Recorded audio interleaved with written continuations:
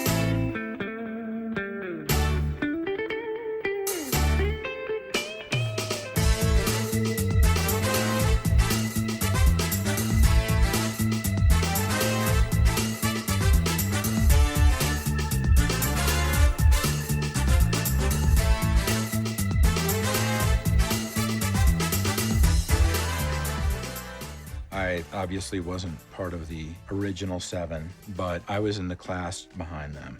And it was a fairly small group of guys. We didn't really have control over who we were with. We were paired up with these guys, and then sometimes that changed. And so, yeah, you're dealing with a bunch of A-type personalities. These guys are all at the top of their game. And so, yeah, you had to let go of some of that ego. When they put up the crew for 18, and I saw that I wasn't going to be piloting the lunar module, I was very upset. I felt like I was the most qualified candidate, as I was probably the better pilot. So the piloting duties of the command module? Simple, relatively simple compared to landing, I thought. I think there was a political, I can say today that I believe it was a political selection. If you're going to San Francisco. Al Borden was a free-spirited man. He liked to stop and smell the roses. Boy, if a bird flew by, he'd just stand there and watch it until it was out of sight. And he'd pick up a rock and stare at it for half an hour. He was a man who understood the workings of this earth. That article was perfect. I mean, it was just so true. And Al was, they got it right. Everything about it was, I loved it. I think he was a poet all locked up in the body of a geologist. Everything just caught his eye. He came from a very well-known family, and his father was a commander on a U.S. aircraft carrier in World War II, and later became a U.S. Senator for New York. They literally shared a fence with the Roosevelts at Hyde Park. Oh, I was immediately impressed with him. Do you think that his family name helped him with his NASA career? It's a pretty reasonable question. Yes, I'm sure it helped him.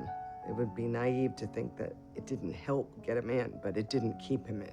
Ed was my best friend at the time. I can say he was a great guy. There were the guys that were the kind of more towards the jocks. There were the more intellectual types. And there were some of the guys that were a little more Bible thumping. In the beginning, God created the heaven and the earth. And then there were some that were buying into the whole military aspect of it.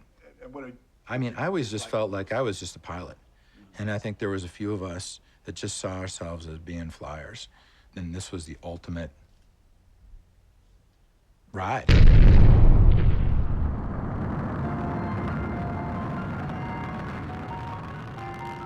Ed Lovett and Al Borden get into the lunar module and for a few days say goodbye to the command module. Bo Cunningham is left in orbit.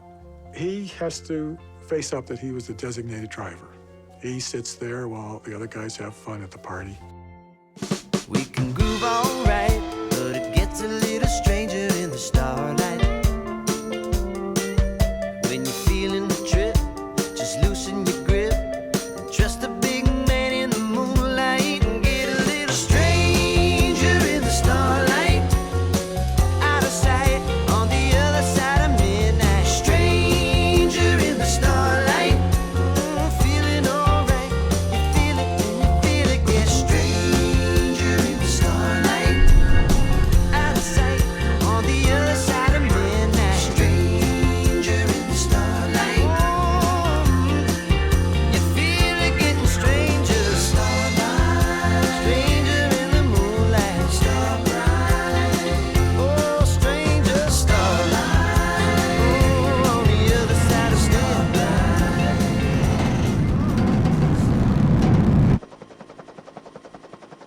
To overshoot by thousands and thousands of miles, your splashdown target is catastrophic. When I had to manually fly the capsule, the only thing that mattered was that we made it through the re-entry without burning up.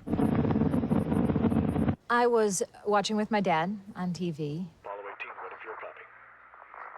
What did you and your father think had happened? Well, we thought we'd lost him. You know, my dad just left the room. It just got real quiet. And then I heard my dad say, we just lost your brother.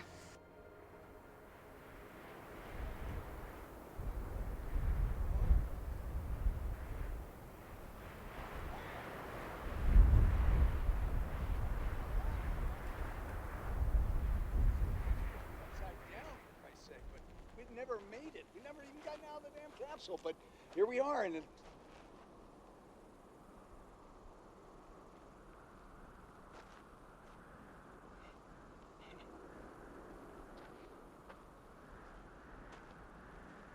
go to higher ground. We can always see the capsule from higher ground. So let's go up there and check that out. We got to get some shoes on. Wild animals usually stick to lower ground. Get the kid out. Dry land landing, these capsules are designed for splashdown. Could have killed us all.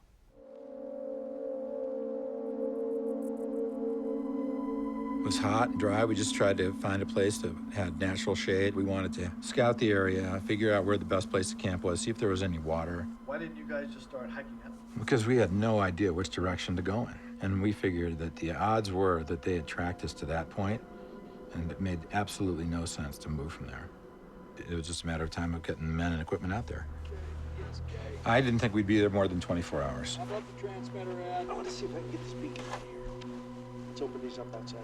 When we opened the ESK, there was a bunch of things in there. There was water and shoes and machete, and there was also journals. When we had done our survival training, they had told us that these journals were in there so that we could basically keep a log of our activities. We never thought we'd have to use them. To the side, Ed. Come on, give us a hand. How was Ed right after the landing? I think Ed wasn't doing very well. I think Ed was shook up by the whole thing. I think he was uncomfortable with the entire situation. Al had hung a piece of the parachutes off of a rock, and I felt like it was enough to be laid on the ground. I was concerned about indigenous people that might not be too happy that we had just landed there. We weren't necessarily prepared to defend ourselves. So I felt like anything that was laid on the ground and facing upward was a safer bet than anything that might bring in somebody local. Well, I'm putting it down right here. You can do what you want.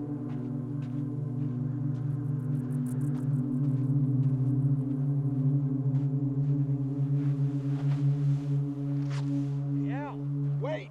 We're on our way. It's all gnarled up in this thing. Maybe just on snagging. Whoa, whoa, whoa. Ow! Man, that sparks like a son of a bitch.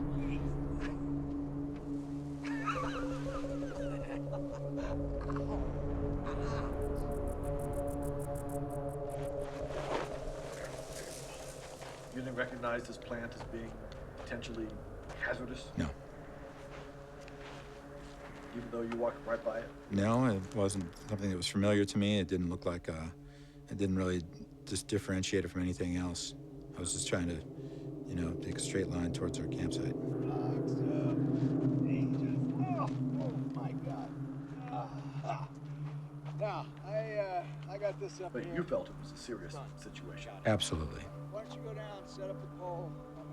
Did everybody feel it was as serious as you did? Well, Al is incapable of feeling like anything's a serious situation, I think. He was like a school kid. But he was always like that, so why be any different in this situation? Choose your weapons. You have offended my family with that crappy landing. Just put us through. On guard. On guard. Settle. Come on. He's out here. Wait a minute. No, we had everything we needed to be very comfortable for an extended stay. All right, so the first thing you did then was what? Scout the area, see if there was any water, anything that would benefit us.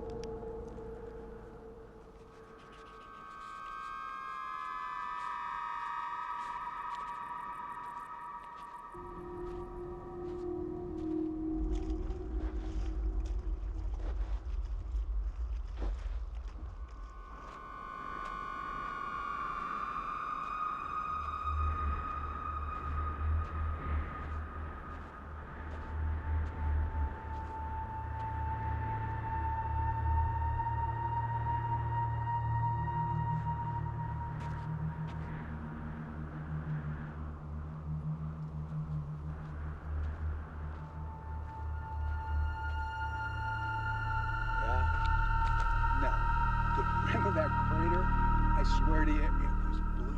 I think that everybody that went up there in the three-man teams, each one of us that ended up in the command module would have wanted to be able to walk on the moon. And some of us felt like that was our rightful place. Been to another planet, Ed. Another planet.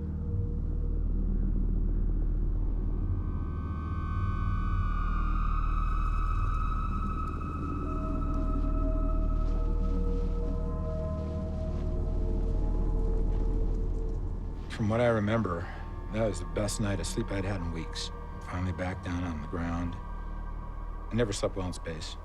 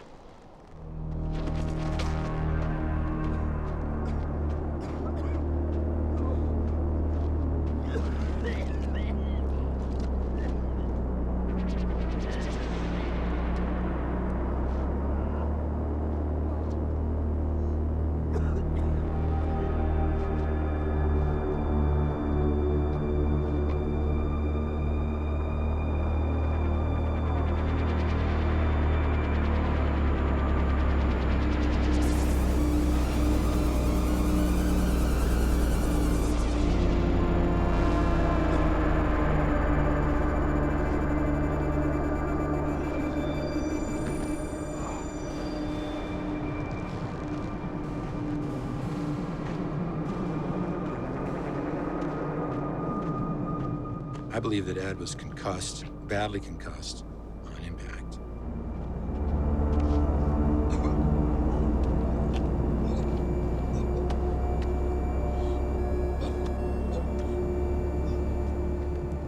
He never really seemed to be as with it from the landing forward.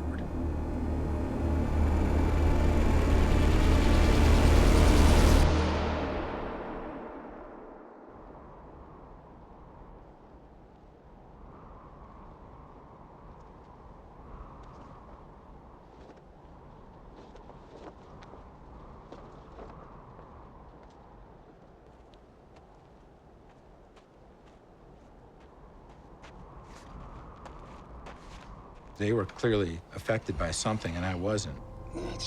And so I thought about the water, and we were eating the same. I figured it couldn't be that. So I took a look at them to try to figure out what it was. I'm gonna try to get them out, okay? When we were hauling the parachute and gear over to set up our camp, it became entangled in a bush. They both were plucking it out and complained of the stinging irritation that they received from it. Because I went back and I saw the piece of material that was caught in it, looked at it. I didn't know what it was, though. And it didn't become apparent until right at the very end that this was of high consequence.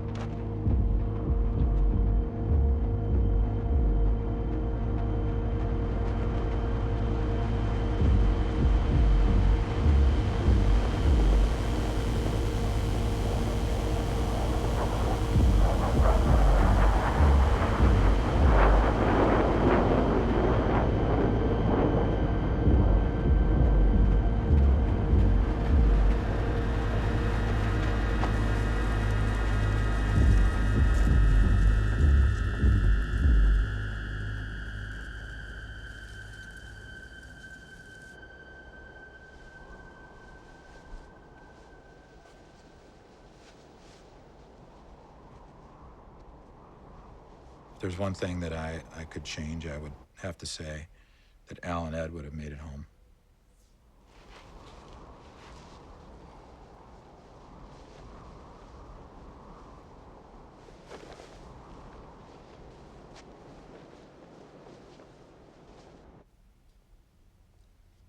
Well, they both went very quickly, and they, you know, it wasn't, they just...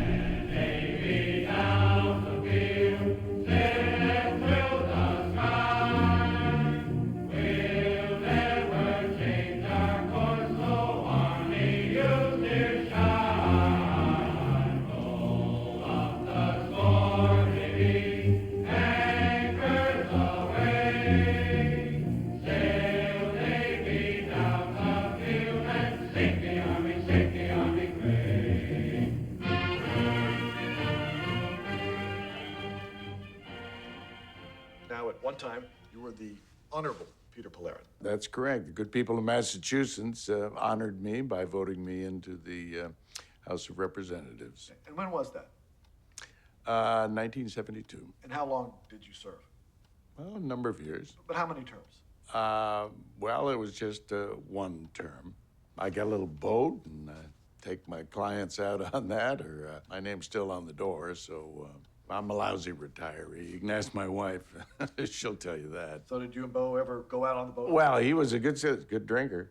You didn't get seasick, did he? No, he didn't get seasick. You ever seen that guy? Yeah. I mean, tall, fit. He's a very fit man. Let's talk about the Polarin Commission. You know, it's my favorite subject. Nixon told us that he was going to appoint a special commission that was going to investigate fully how and why this accident occurred and how my husband died.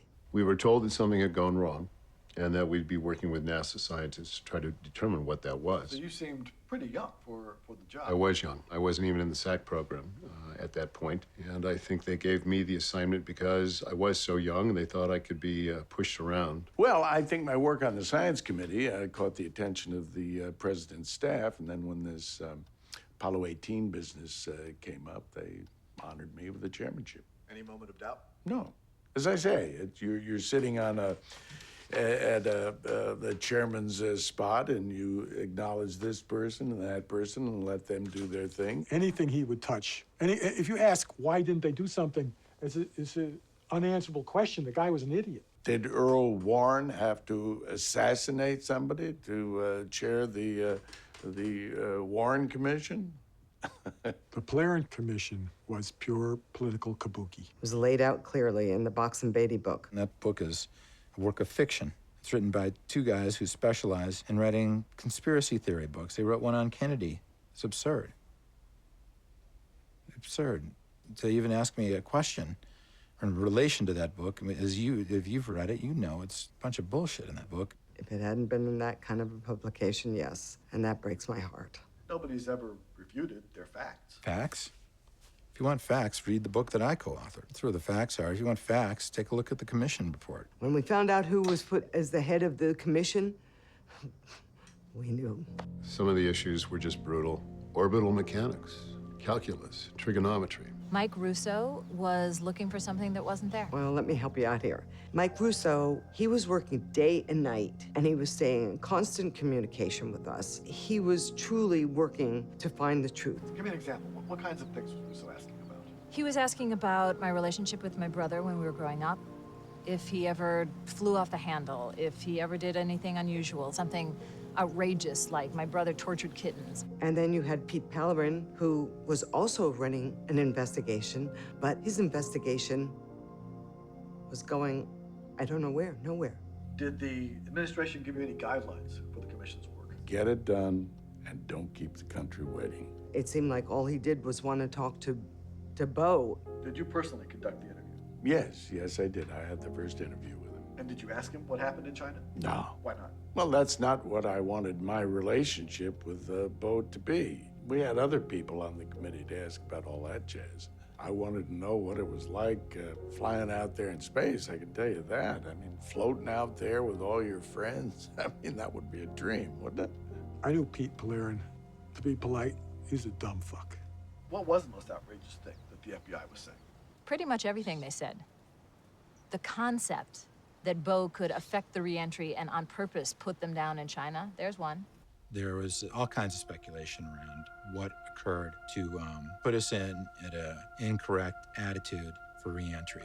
The worst case is it bounces off the atmosphere. There's a skipping effect, and they lose contact with the Earth. They're off into deep space. Slow death. We did not have a contingency for being rescued out of orbit. The second worst outcome is quick death. You go into the atmosphere too steep, the heat shield fails, you burn up in a matter of seconds, hopefully. A 10-year-old child could do that. Ed Lovett called him the best goddamn command module pilot he ever saw. It's almost an understatement. The guy was a phenomenon. We entered the re-entry sequence into the onboard computer, and the numbers immediately looked wrong to me. Nobody knew how he really did it. When he was on Gemini, he actually came up with a couple of corrections doing this even though it wasn't his job. And Mission Control never questioned him? Well, I mean, they didn't take his calculations as the word of God, but they sure as hell listened. As soon as I saw that things didn't look right and they were actually way off, that's when I took the stick and started flying it. I don't know what really happened up there. I think people understand that I just did my job as a pilot. There's a guy, we have one guy down on Earth that's his whole life is just handling the re-entry burn. He sent the instructions up. Bo says they were fucked up. It was really clear from the instrumentation alone. I could see the guy saying, oh man, this instruction's fucked up, and it wasn't. It's just sitting there, perfect, and he said, oh, I got it, I fixed it, don't worry. We couldn't see what was going on, you know. We had to assume he was looking at a bum instruction. I'll say this, though. If there was a bum instruction, he is the only guy who could have spotted it. So it is possible that he spotted this instruction, and like everybody says, he was a hero, and he saved the mission. We never had wrong instructions in our life. The guy who did it was crushed by this. We call him Retro. This guy, Retro, because that's all he did, retro burns. The accusation that there was something wrong with the re-entry burn instructions, it ruined his career. And Bo says that because the instructions were wrong... Yeah, he had to take over. The instructions were fouled up, right stuff kind of stuff, joystick here, and we're gonna make this great landing. But that's not all, because the computer's running, it's overriding his manual instructions. So he's going with one hand, reprogramming the computer, and he's steering the vehicle with the other hand. Well, that sounds pretty heroic. Yeah, it is. My fellow pilots understood exactly what I had done. The bureaucrats didn't, but... I think he was lying his ass off and that he fucked up the instructions on purpose. You know that. That's what I think. But I think that's an incredibly ballsy thing to do because he had no way of knowing he could possibly pull off that landing. I was just hoping it was over the water. He brought it down by the seat of his pants. Hard landing in the middle of China. That was impressive. I've got theories about that, but it was impressive to even be able to do it. I think there was a glitch in the software. I don't think there was a programming error whatsoever. We brought the hardware back from China. We checked it out. There was nothing wrong. It didn't happen. Even after a hard landing, it still worked. So it had to work before the hard landing. You don't fix a computer by slamming it into a desert. So the idea that it wasn't processing correct instructions incorrectly is poppycock. I can't even think of the right word. It's just bullshit. It's not. You can't even say that. It's not legitimate to even argue with. And when I say glitch, I just think one of the keystrokes didn't take. What about the guys who actually designed the computer? What did they think? They were offended. They were afraid they were going to end up like Retro, fucked over by Bo's crock of shit lies. If I hadn't put us down there, there'd be 3 dead bodies still up there right now, okay? So I put us down. All right? Does that answer your question? I put us back on Earth. But not there. I did what I had to do. Not there in China. That was an accident. That's where I put us. I put us in China. That's where we landed. Okay, Houston. On my mark, I'm going to hit the CMSM SCP on 3, 2, 1. Mark. We got it. Oh, did we get it? Going back to 0, select Charlie. Okay, we're going back. Yaw is out 14 degrees. Why the hell didn't I do that? Yeah, it should have been 1.4 degrees yaw. Delta V, it's there. See optic 0, off berth 41, now 91. Shit, after all that trouble, you're going back to 0? Seems right. Give me the numbers. 15, 19, and what? Delta V. Translation controller R. Delta V, Droite, north. Rotational hand controller number 2, R. Rotational 2, R. Whiskey blank. Man, now that feels like more than one G. That's a pitch, Bo. I got it. Sit tight. Can't lose a pitch at 152. Fucking gone. No mid-pass. No mid-pass. God, where, Bo? Ed was hell-bent on figuring out why we were there. Did you help him with that? Yeah, I helped him. Ed was obviously suspicious of Bo from the time of the landing. He was trying to figure out if somehow or another something that I did had brought us there. Did he openly accuse you of... Oh, yeah. That was where he was at, but I think he was on the verge of being in a hallucinatory state at that point.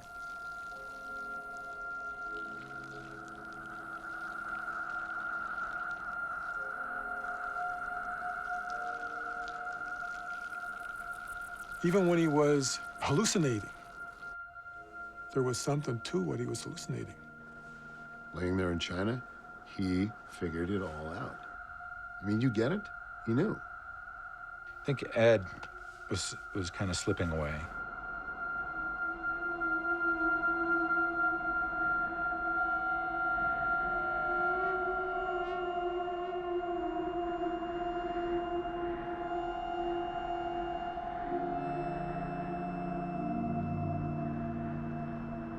What do you think happened out there? You mean with Ed, his hallucination? Yeah. I think it happened. It was after midnight. There wasn't a sound. There was no animals. There was nothing. It was just silent.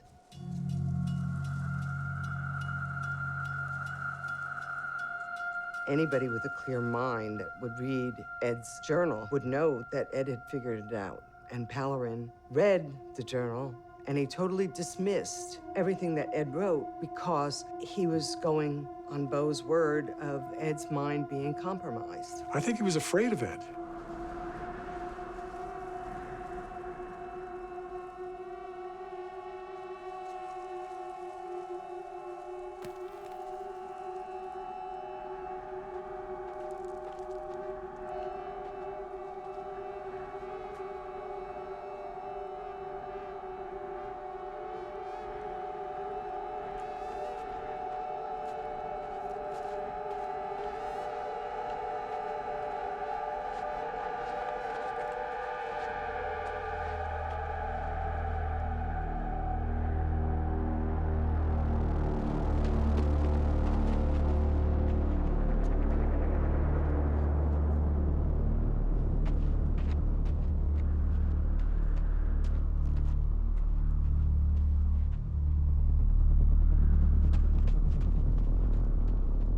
He's always misstated on this point. In the journal, where he says that the figure he chased was all in black. He didn't say that. I'll read it. He says, the experience was terrifying. Who was this man? I never got a good look at him, but in the dark of the night... The suit looked black. He never wrote that the suit was black. No, he didn't. He wrote that it looked black, which is entirely believable in the dark. So the Pallerin report mischaracterizes Levitt's statement that the suit looked black. Why would they do that? To discredit Ed. Let's think about it for a minute. The FBI knows that Beau had, I don't want to say stalked, he tracked Al. Maybe he was looking to see if Al was okay. But he was out there following Al into the gully when Al got sick. Levitt and Borden get sick. Borden leaves the campsite and vomits in a dry wash. We know exactly where. Yeah, I'm sure that's all true, but I wasn't aware of it. More bullshit. We know by their journals that Beau was out in the desert in the middle of the night. What I want to know is why the hell was Beau out there in the middle of the night? I think Ed wasn't getting sick quick enough. I mean, they could have been rescued at any time. Ed was catching on. He had advanced calculations that were getting close to definitively establishing the descent into China was intentional.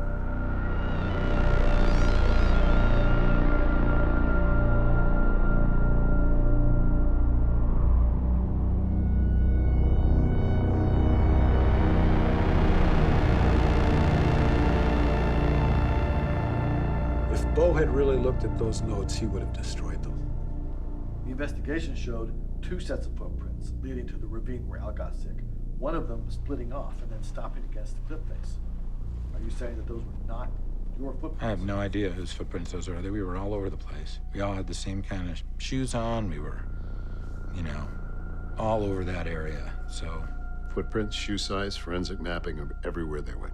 I wasn't aware of their illness until the following day. So, if I told you that the FBI had determined that the size of that second pair of footprints matched the shoes that you were issued,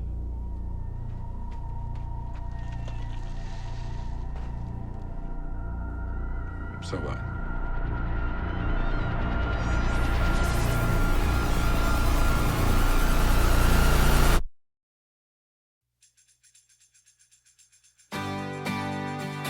How the hell did the rocks get out of the box in the first place?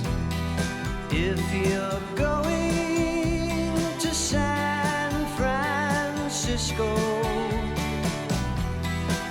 Be sure to wear some flowers in your hair. If you're going to San Francisco, you're gonna meet some gentle people there. For those who come to San Francisco, summertime will be a loving there. I was shocked by what I saw, yet I could see the twisted logic in what he was trying to do. He was in a bad state and felt that by stacking the rocks as he did, possibly that would create a magnetic anomaly and make it easier to locate us. And the paratroopers found you there at the hill, where Al had thrown the rocks around, and their testimony is that you seemed a little out of it yourself. Such a strange vibration. People in motion. There's a whole generation with a new explanation. People in motion. Oh, well, the rocks were a total loss. They were completely contaminated and useless. Did NASA rake you over the coals a bit for losing these rocks? They didn't, because I had nothing to do with them being contaminated. You were the one guy who was in the best shape after people started getting sick. Yeah, but I wasn't aware that they were being opened or contaminated or taken away from our campsite. Shouldn't you have been? No. So you don't care about the rocks?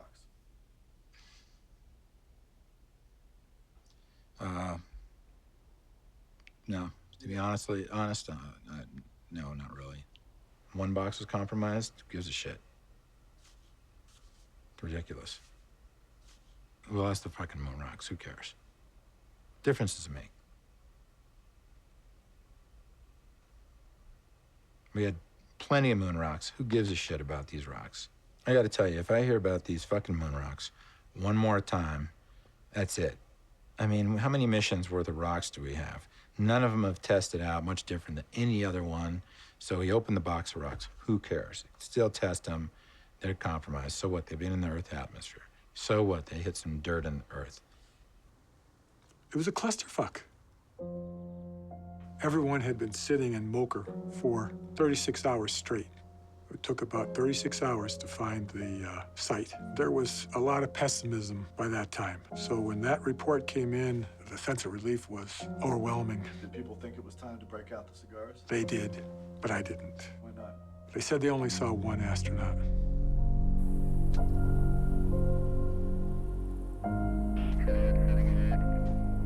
Kate and I were both in the gallery. I was watching Fred Calder. He was having an argument with Chris and Glenn. They should have locked the doors the minute that the reentry got botched. Kate was excited. She was beaming and she was very happy, but she was young. She hadn't been through any of that before. Oh, I thought they were dead.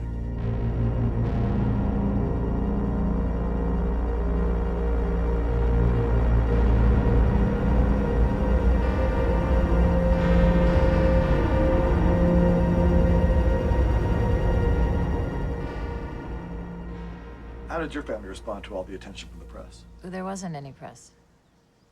I mean, not around our house. They were all over the Lovett's house. Every time I drove by Kate Borden's house, there were, but there wasn't press around us. There came a time after you got back, a week or two, when you walked into the debriefing room and it was no longer just NASA investigators. Who was there? There were several members of the FBI and a lot of people trying to cover their asses. It took quite a bit to get into China in the first place. You have to remember this was 1973. Here we were, a whole crowd of capitalist pig spies mucking around on Chinese soil. I don't even want to think what Nixon had to promise Mao for that. We protected the critical parcels, and it became essentially an archaeological dig.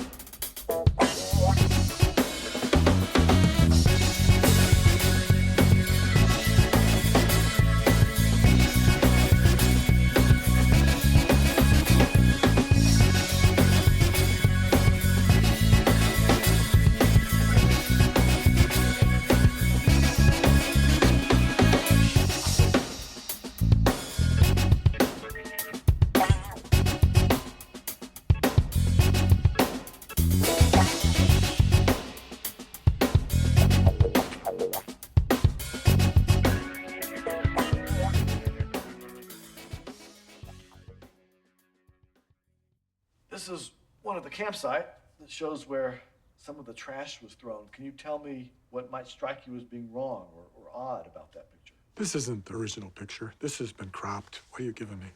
So, here's the uncropped picture. Why don't you tell us what's notable about the uncropped picture? Boy, this is outrageous. Oh, Jesus. You can see it right here. They cropped out the thorns. They cropped the thorns out of this picture. This is the debris from when Bo was trying to help Al. But those thorns don't look like something you'd pull out of someone's skin. I mean, those look much more substantial. Oh, absolutely. These are the thorns with the neurotoxin. So why would there be? You're suggesting that there are thorns that were cut. You have a picture of the. These are surgical scissors. And these scissors were used on the missions for what exactly? Whatever, to open food. I mean, it was. The scissors could have been used for anything, right? These were probably used to cut thorns. There were as many thorns around their rafts as there was around the plant.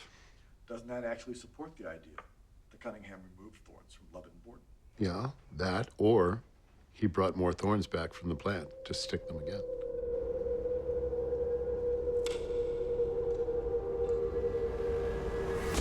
It was a search for something that just wasn't there. You know, it's like the Loch Ness Monster. You know, somebody sees a bump in the water, suddenly it's a prehistoric animal. It's not just a duck or a big fish. Nobody investigates those things. They go for, it's gotta be something else. That's what Mike Russo and the FBI was doing over and over again, searching for something that just wasn't there. We found the canteen. It's a simple canteen, just the same kind my dad used in France. That exact kind of canteen. We found it buried about a mile from where the spacecraft came down. That canteen could have come from anywhere. There was how many hundreds of people who visited that site? Do you know what his request was before he got onto the rescue chopper? It was to relieve himself. And the rescue guys stood around while Bo pissed like a racehorse. The Pellerin report completely ignores the canteen. No one knows about it. The commission doesn't know about it. Have you seen the canteen? Mike Russo gave it to me. We were surprised to see that Joan Lovett is in possession of the canteen. Did you give the canteen to Joan Lovett? Yeah, well, let's be clear about this. My investigation was charged with getting to the truth about what happened out there. And the canteen was the biggest threat to the narrative that the Pellerin Commission was supporting. Which was that the whole thing was just an unfortunate accident. Yeah. So as it became clear that your team and the Pellerin Commission were developing competing narratives about what happened, what was your biggest concern at that point? My biggest concern was that those guys would work to undermine my investigation. You were actually worried that Pellerin would sabotage your investigation? Well, yeah. Would you say that it's actually something less than a coincidence that your key piece of evidence ended up with Joan Lovett? Yeah, something less. And so when your investigation was terminated and you were ordered to turn over everything you had, all your evidence, all the work you had done to the commission. We turned in all of our evidence. So you feel your team followed the law and did the right thing? I feel like we did. We weren't hiding evidence. We were making sure that the evidence that was ignored by the Pellerin report, that it's preserved, because the Pellerin report totally ignored all of the evidence. This was evidence. More than that, it was kind of a heart stopper. And Pellerin has made sure that no one knows about it.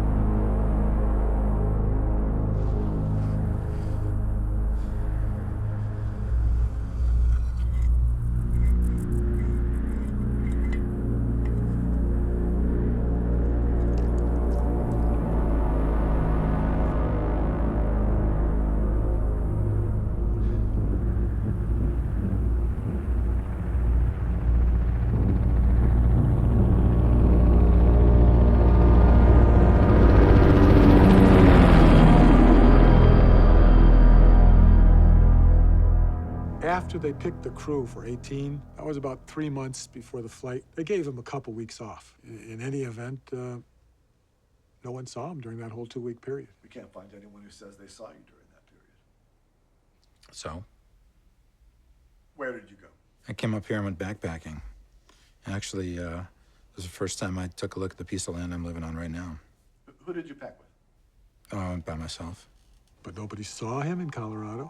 They got nothing that indicates he was in Colorado, or for that matter, even in the United States. They just lost track of him for 10 days. You stayed in the States. I did. I just happened to not be with anybody. He didn't stay at any motels. He didn't rent a car. He didn't use a credit card or nothing. Now, you're aware that there are reports that... You mean the Chinese excursion? Yes. Yeah, it's ludicrous. It's ludicrous. How am I going to get into communist China? Get deep into communist China? It's absurd. But with nobody having seen you otherwise... The whole idea of my having been there, being able to land us there, absurd. You don't think the government could have figured out that I'd gotten out of the country somehow or another? Or there would be flight records, there would be passport control. I would have had to have a special use visa to get into communist China. I think that he actually counted on the complexity of all that stuff. There are witnesses, people who say they saw you. Yeah, there's people that see, little green men walking around here all the time also. Yeah, there's people that say a lot of things. You should have seen the look on General Haig's face when I first mentioned what the FBI was talking about. General Haig kept talking about it. No. The FBI continued to talk about it. One of the FBI guys says to me, we saw a guy looked a lot like Bo in Kazakhstan during the 10 days. Kazakhstan, what are you talking? Kazakhstan. He said, yeah. The descriptions really match him. Later on, we picked up similar descriptions in Aksu, China. What's significant about that location? Well, because Aksu's like 200 miles from the landing. Why are you telling me this? He said, well, we were told to stand down. I believe that the Chief of Staff of the Office of the President of the United States would never ask the FBI to back off what they thought was a legitimate investigation. But if General Haig did ask them to back off, it would be just to help my commission, our work, and keep those guys from slowing us down with all their crackpot theories. There was an Apollo-Soyuz joint exploratory committee looking into the possibility of Russian-U.S. space exploration. Bo was on that committee. I was on that committee.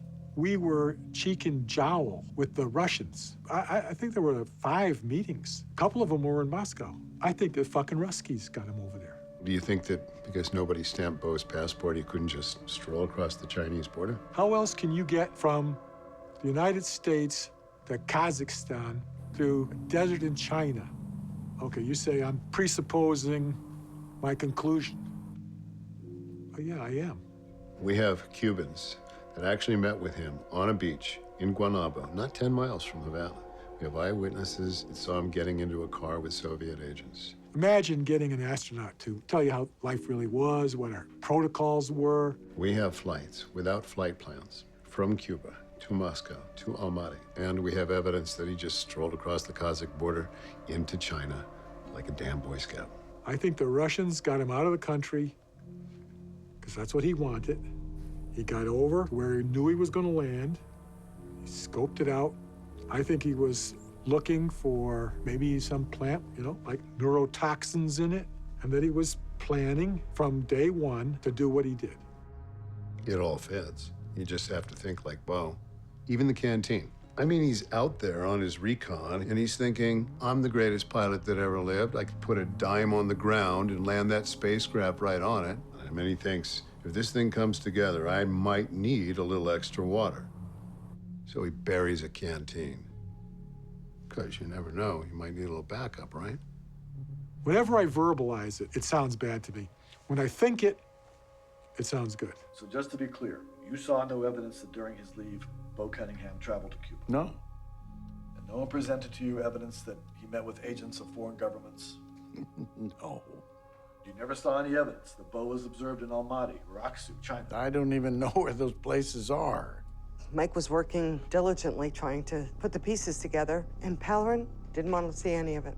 Here we have Barton Cunningham, the command module pilot of Apollo 18, at the last scheduled mission to the moon, okay? And he and his crew, they're on every magazine and newspaper in this whole country, hell, in the whole world. And Bo Cunningham, he's as handsome as Robert Redford. And now you're telling me that he's got to make his way somehow across this whole country, unnoticed, and get himself to Cuba, and then literally fly halfway around the world, land in China, for what? To find a landing place there? And then he's got to reverse the whole thing, come back to Cuba, sneak back into the United States, and do all of this, what, in 10 days? I mean, that's nutty. It can't be done. It's crazy. You're sure? I mean, you think there's no way? No, well, don't you? Pete Polarin wouldn't even speculate on the most basic information. From what I understand, it's all hearsay. I mean, somebody says this, somebody says that. I mean, I can go to the newsstands of a grocery store and see the same thing. Aliens from the other planet. Do you consider this case closed? I don't know if the case was ever actually opened, frankly. Did your husband ever have anything bad to say about Bo? Never. Never had a thing. At first, I thought he was very professional. The only thing I picked up immediately was he was a little bit insular, a little hard to connect with. Ed came home with Bo, and they came and they were sitting at the kitchen table, and I wasn't paying that much attention to what they were talking about. It was, you know, the men's stuff. Oddly enough, even talking shop, the guy was boring. He was boring, and he tired you out quickly. God help you if you disagreed with him. He'd beat you to death for hours on end. Then it got to be closer to dinner time, and then all of a sudden, Ed, he got called away. So I asked Bo if he wanted to stay and have dinner, and he said, sure. Yeah, he got along with everybody, but I don't recall him being anybody's particular friend. I remember him just being there, and he didn't talk very much. Frankly, he made me uncomfortable, nervous. I don't know. Didn't want to be around him. Ed came back, and I announced dinner's served, and all of a sudden, Bo says he's got to go, and that just kind of struck me odd. I was a flight director, I was his boss, but I was a little afraid of the guy. So I started to put salad on the table, and I went running into my bedroom, and I just started crying. I was sobbing. I didn't trust him because I couldn't connect with him. I trusted him like I trusted a machine. It usually worked. I remember a meeting once at Johnson. Everyone was on deck to go over the entire protocol from stem to stern. We brought all the geeks in from all over the country, and it was a 4-hour meeting of heavy-duty slog through the math for the whole project. And Bo didn't say too much during the meeting, except once in a while he asked a guy to clarify something. And I didn't realize at the time why he was asking for these clarifications. It was so the guy could dig a hole for himself. Because at the end of the meeting, somebody says, well, let's wrap it up. Anyone got anything else to say? Bo goes, oh, I got a couple points. And then he proceeds to regurgitate the 4 hours, pointing out every single error everybody made, whether it was an addition error or a fundamental flaw, logic flaw, or a miscomprehension of physics. And believe me, he came up with at least 2 goofs that were major. And basically, nobody said anything. They couldn't refute a word that he said. You got to understand, this was a space monkey putting the wood to these Caltech guys. These guys are not supposed to get a facial from an astronaut. Wasn't supposed to happen that way. It's not supposed to ever happen. When he got done, everybody's guts were on the table. The way he tore them apart and used their own words, and you could see where he'd set them up when he'd ask questions to get them on the record that they didn't know what the fuck they were talking about. You know, it was sadistic. He didn't have to do it that way. He could have introduced his corrections as it go along, collegially, but that wouldn't work for him. Because then he wouldn't be the big swinging dick. The commission report also doesn't seem to address in any real way Bo's relationship with with Kate and Al Borden. But we didn't care about that. We're not the National Enquirer. Well, she wasn't Kate Borden when I met her. What drew you to the beach? Trudy Nichols. God, she was so funny. We had a blast. So much fun. Got into a lot of trouble. What kind of people were down there? Well, you know, you had people like us, and then you had the jarheads. It's like polar opposites. Did you guys go after the jarheads? Are you kidding? No. Why would we? No, we wanted guitar players. We wanted, you know, surfers. Guys that smelled like cocoa butter, right? We used to hang out poolside the Solid Inn we stayed at down at the Cape, and she was there one day, and that's where we met. I don't know if she came over and just introduced herself because she recognized a few of us. Quiet, pretty boy. Didn't say a whole lot. So I found that kind of interesting. I don't know, maybe a bit of a hippie. I was a little jealous of her. I wasn't a daddy's girl. Didn't sit on daddy's lap and get what I wanted. Who wouldn't have wanted to be Kate for a weekend or two? My dad was kind of a cross between Bo and Al, if you want to know the truth. So he could be very introverted. Oh, I think we had a dinner date. Just went to a local seafood place, and Obviously, he was a smart guy. Almost genius in a way. You know, it's not like we sat around talking about orbital mechanics. there was a few guys that had met her, I'm sure. Was the fact that he was an astronaut, did that impress you? Yeah, I thought it was kind of cool. It's been written in the other book that you went after her pretty hard. I don't know what that means. Went after her. Well, that it's. I don't think so. No? No. So right from the beginning, you weren't thinking long term with Kate? I don't really remember it that way. Kate and Bo met in Cocoa Beach. They went to a big party for Werner von Braun. I didn't even have anything to wear. I had to go buy a dress. I had to scrape some money together and buy a dress. I think Bo might have even given me some money.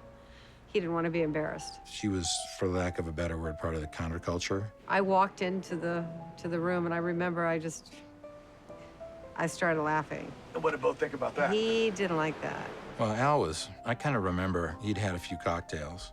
And before I even introduced them, I think he asked her to dance. I think he just swept in and... Kate meets Al. It's all over for Bo. Did that upset you? No, why should it? As far as I was concerned, he didn't care. We just wanted to get out of there. We she grabbed a bottle of champagne and kind of motioned for me to, like, let's skedaddle. So we left early. And where did you go after that? Back to the hotel. We went to the beach. I asked him to drop me off at the beach, and I wanted to walk home. We were driving to the beach, and all I could think about is he had this thing hanging from his mirror, and I thought it was gonna blow out of his convertible. I didn't even know what I was feeling after that dance. I didn't even know. I mean, you know when you meet somebody and there's a connection and everything lines up and they smell good, they feel good.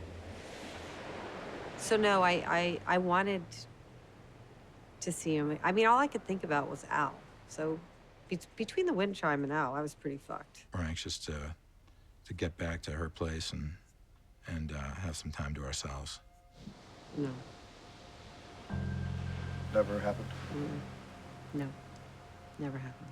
You can see there in Al's journal, he writes about meeting Kate later on that night at the beach.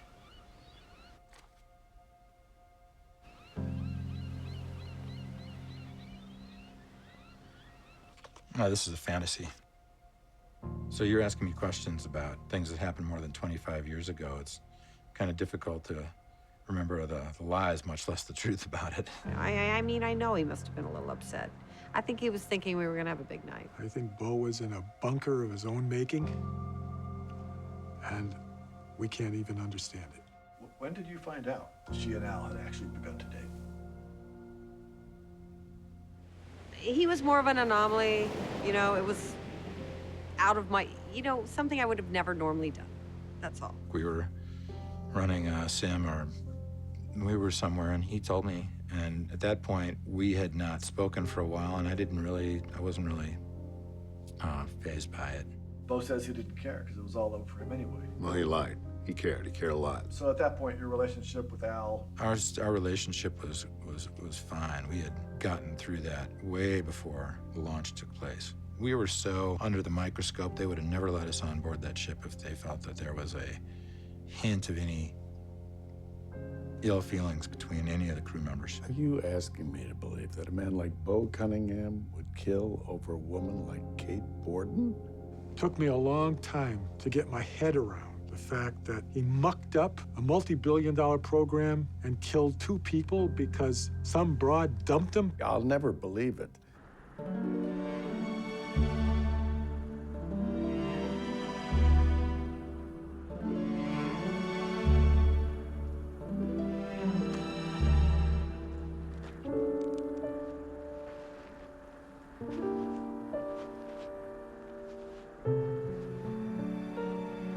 Bo comes across Al, and Al's just sitting there. And Bo wrote about this. Bo, you remember that night at the cave? Al's writing in his journal. And then all of a sudden he gets all worked up about he and Kate and about the night that he met Kate. And he just starts dancing.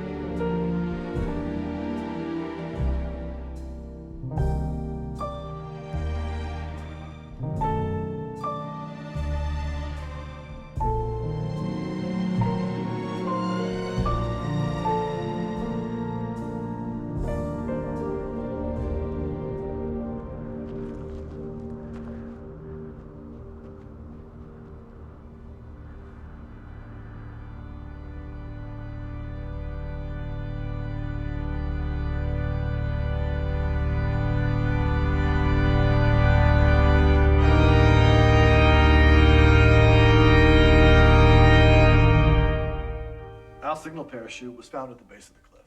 What do you think happened to it? I have no idea. Probably just blew down. Well, there was a strange thing in Bo's journal. He says at one point that both of them are really ill, and he doesn't think there's anything he can do for them. But then he also writes in there that there's a call he may have to pay. And then Ed writes in his journal that he saw Bo just go walking out into the desert, and Ed could see him.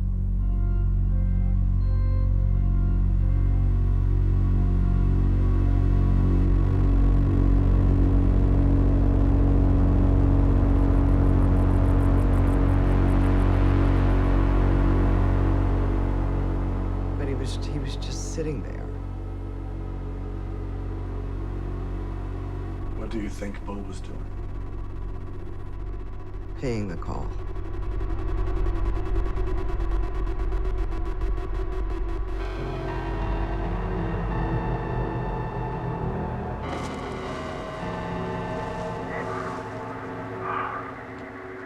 It's working. Oh, God, I hope it's working.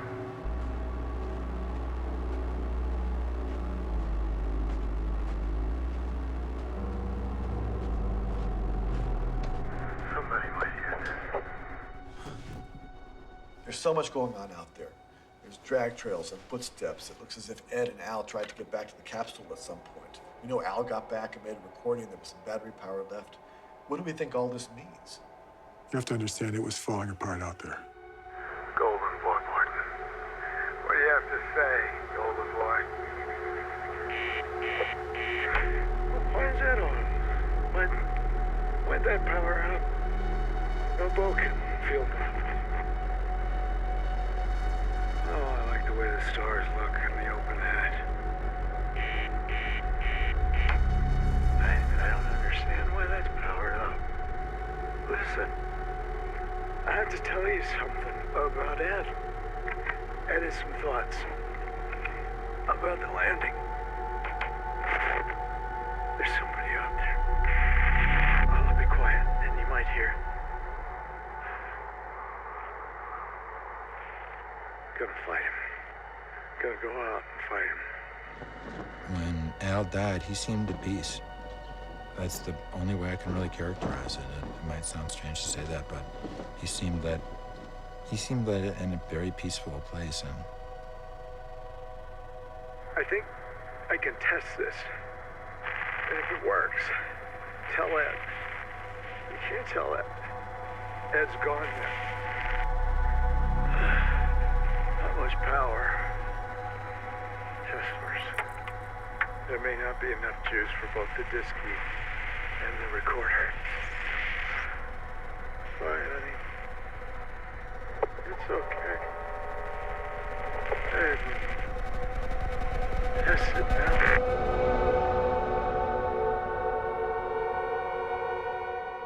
No, they didn't go easily. I know Al Borden, and I know Ed Lovett, and I know they would fight to the end, and you can make whatever you want of that.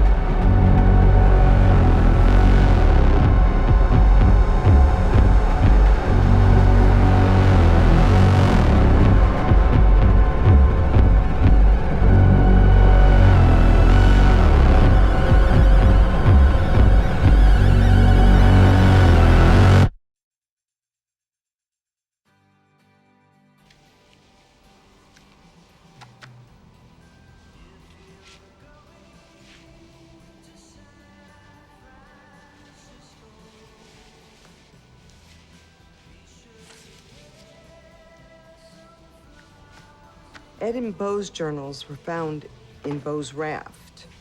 He must have gathered them and placed them there after Ed and Al died.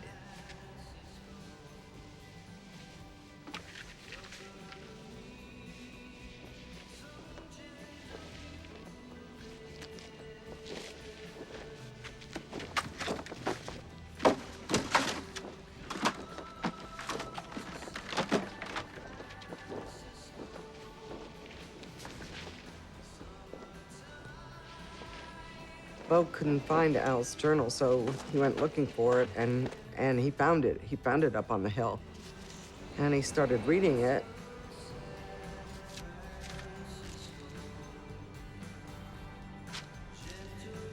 And he started reading about Al's love and how he cherished Kate and his passion for Kate.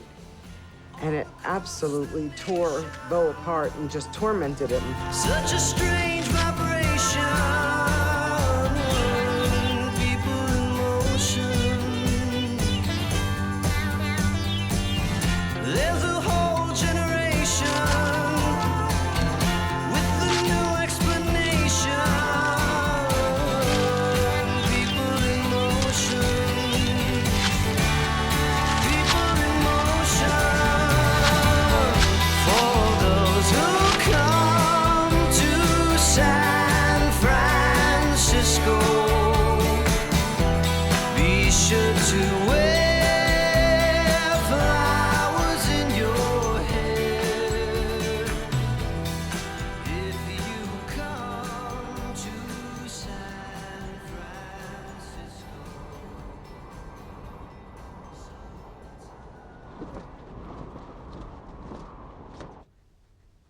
In a literary sense, what happened at there might be considered almost romantic. You didn't exactly take Apollo out in a blaze of glory. well, I disagree with that. I think we did. I brought a team back alive. The fact that they died afterwards had nothing to do with my performance or anything that I did. I brought us back to Earth alive, much like 13 was a success. You may not know it because you're out here in the woods, but people blame you for Alan and his death. Oh, I know it. I read it.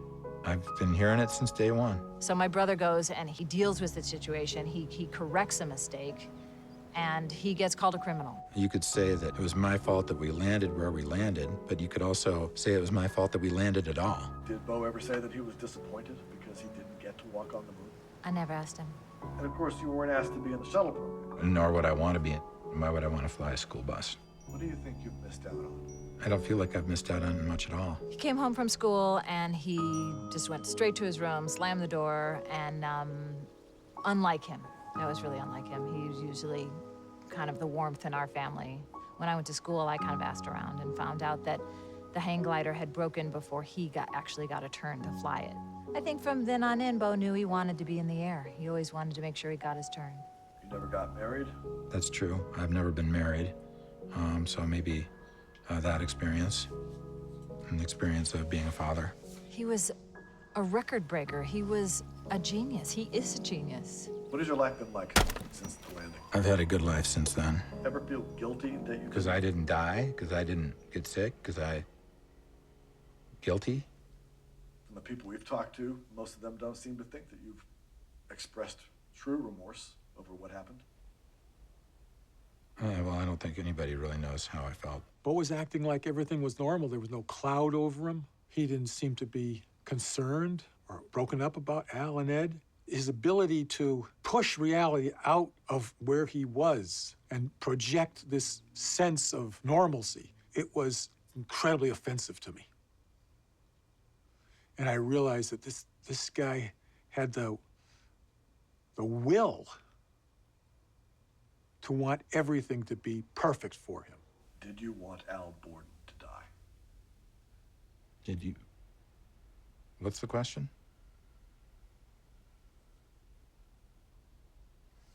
Do you ever feel as if you'd like to contact Kate? No. I don't think that would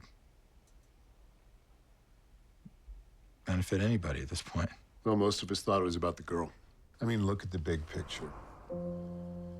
In the late fall of '72, Bo meets Kate in Cocoa Beach. They go on a few dates. Then that winter, Bo and Kate go to the dinner for Werner von Braun. That's the night Al first sees Kate. You want to put it another way, that's the night Kate meets her future husband. A few weeks later, the astronaut office at NASA makes the assignments for Apollo 18. Along with Ed Lovett, Bo Cunningham and Al Borden are now going to the moon together. Not too long after that, Al and Kate are married. Now, April of 1973, the crew is given leave. Bo Cunningham disappears. He's camping in the mountains. The end of May of '73, Apollo 18 launches to the moon. By June 5th, 1973, Al Borden and Ed Lovett are dead.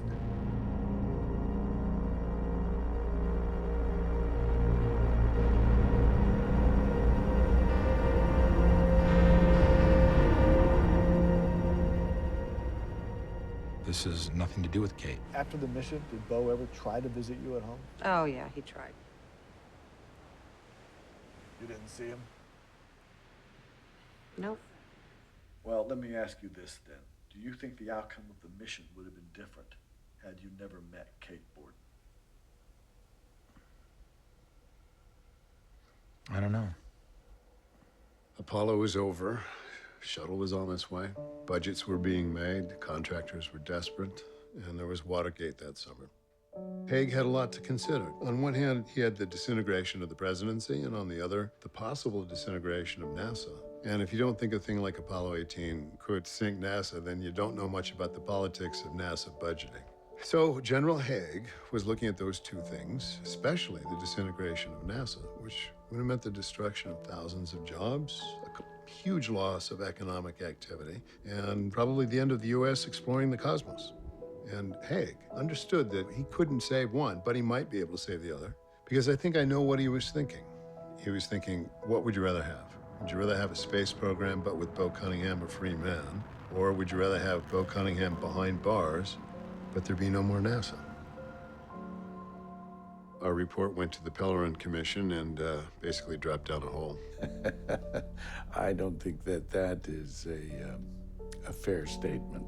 What was your reaction when you found out that the FBI's investigation was over? I was pissed. But it's not uncommon. But you worked your ass off on that thing. Sometimes you gotta eat it. They didn't want a story running around that one of their astronauts was a goddamn psycho. It was a whitewash. I mean, they didn't even really try to make it look like anything else. We didn't hear about it for months. And all of a sudden, one day, we get a copy in the mail. And we find out that's how everybody got their copy. It was like, yep, here's your report. P.S. Fuck you.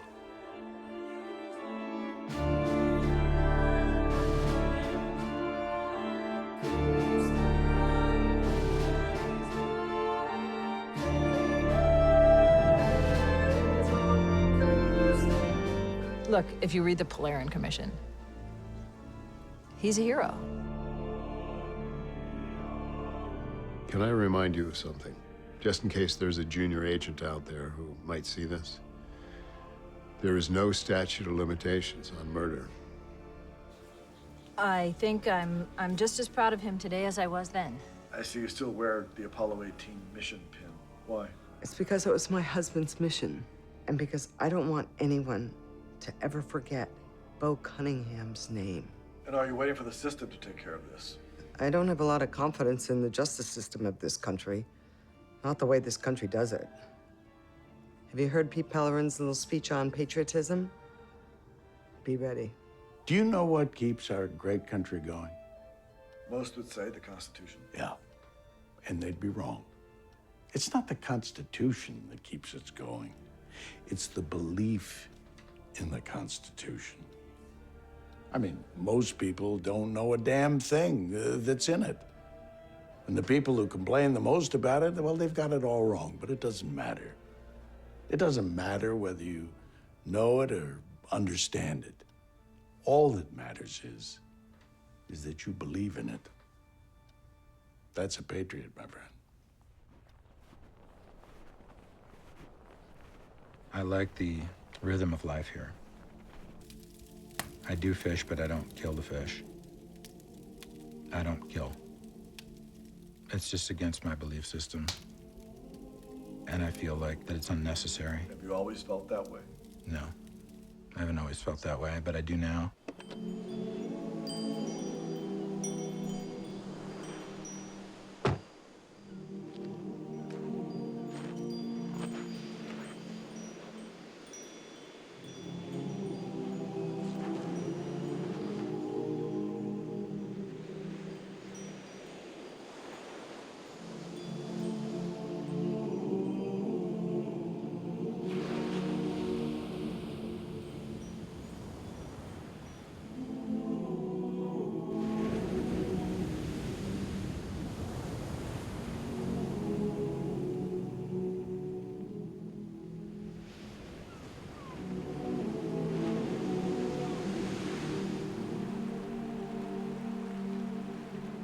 Pisses me off. Nobody's seeking justice.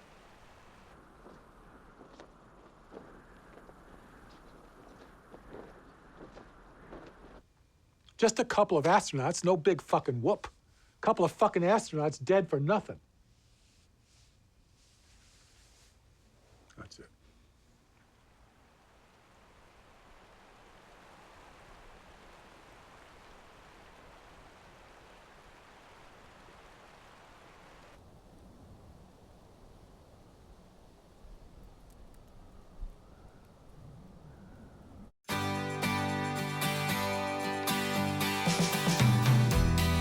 If you're going to San Francisco, be sure to wear some flowers in your hair. If you're going to San Francisco, you're gonna meet some gentle people there. For those who come to San Francisco, summertime will be a loving there. In the streets of San Francisco, gentle people with flowers in their hair. All